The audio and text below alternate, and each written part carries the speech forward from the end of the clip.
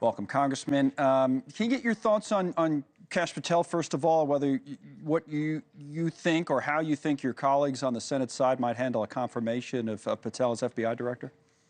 He's given them plenty to ask about. The fact that he endorses and supports QAnon, which no rational human being should, thinks that there are people who are trying to, who are pederasts, who get children and want to preserve the deep state because it has something to do with child molesting and child sex.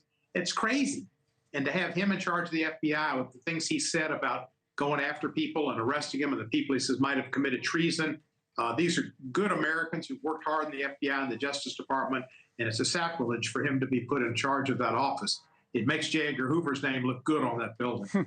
Yeah, which he says he wants to turn into a museum of the deep state. I guess that's how he phrased it. We heard that clip a moment ago. Now, where's the line, do you think, for United States senators? Because we hear all the time that a president should be able to pick his team, his or her team, when they come in, and that you hear that from both parties. Where's the line between advice and consent and the president having the ability to pick the people he wants? I think it's the line between having your manhood or your character and not. If you have your independence and your character as a senator to do the right thing and to pick people that will be good for the American public and for government, you'll oppose several of these nominees. They have questionable histories for the departments they're in. He's just putting in people to destroy the Justice Department, to destroy the FBI, to destroy the Intelligence Department, the HHS.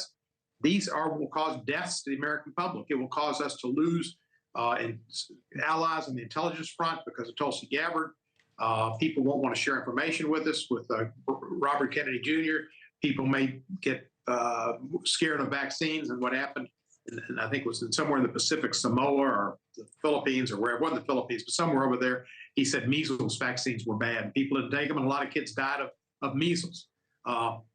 We need to rely on science and not on just conspiracy theories. So you think a number, three or more, are in jeopardy? I think several. They're definitely.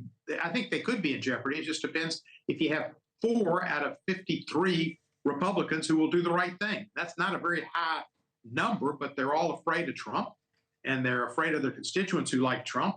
And you know, a lot of these people don't believe the election in 2020 was fair. Right. Well, Patel does. And what's the biggest concern about Patel? For people who don't know a lot about him, for a guy like that to run the FBI, what would you say, you know, to people is your biggest concern about him?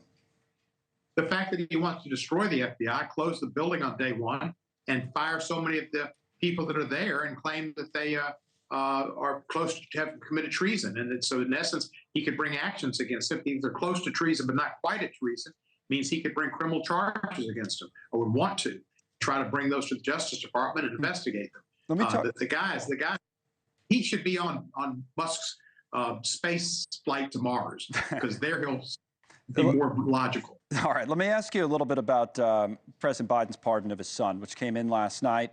There have been, to the point that was made earlier by our correspondent Joe Khalil at the White House, some Democrats who have come out and criticized the president today. Senator Michael Bennet on Twitter earlier saying that President Biden's decision to put personal interest ahead of duty further erodes Americans' faith that the justice system is fair and equal for all. And he's not the only one. There have been others. What do you say about it?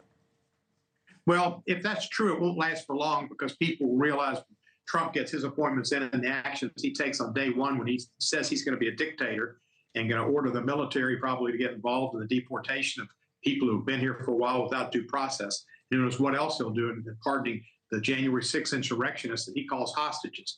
They'll get over this real quick and realize that the real damage to justice and to due process and respect is going to be what Trump does to the country and what Trump plans.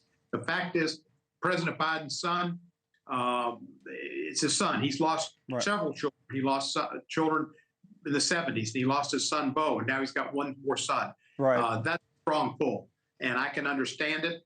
And especially with what Trump and so many of his people who he's nominated have said what they're going to do in the way of retribution and getting even. A lot of people, Congressman, agree with you on that point, but have challenged the first point, saying, in other words, that is there a possibility that the president gave up this moral high ground, for lack of a better term, if he wants to take on Trump on some of these other issues, by going back on his word, saying, oh, I'm never going to pardon my son, and then doing it anyway?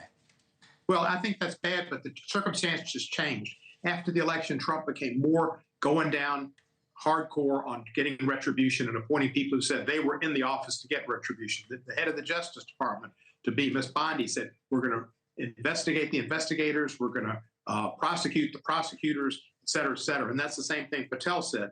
With that being said, I can see where the conditions and the idea that Hunter Biden might be in prison, and a prison that's controlled by Donald Trump's Justice Department, scared the president even more, and he needed to look out for his son. Thanks so much for watching. Just go to joinnn.com to find NewsNation on your television provider. And don't forget to click the red subscribe button below to get more of NewsNation's fact-driven, unbiased coverage.